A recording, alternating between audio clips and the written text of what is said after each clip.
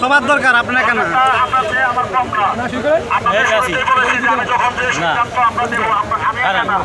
আমরা এখানে 9 জন ব্যক্তি আছি, 9 জন ব্যক্তি বসে যে সিদ্ধান্ত নেব সেটা আপনারা মেনে নেবেন একটু। এর পরবর্তীতে যদি কালকের পরে যদি না বলেন হবেই না, তাহলে আমরা রাস্তা চালাবো না। ঠিক আশ্বাস দিচ্ছে, সময় কিন্তু লাগে, সাথে সাথে সরকার দিয়ে দেবে না সম্ভব না, প্রক্রিয়া লাগে, বুঝতে হবে। আমরা যারা চাকরি করি তারা অবশ্যই শীঘ্রই প্রক্রিয়ার সময় লাগবে। এই সময়টা 4 দিনের বাকি নিয়ে একটা আগামী কাল 4 দিনেরটা সেটা কি ভালো হয় নাই? 4 দিন পরে যেটা হবে সেটা আগামীকাল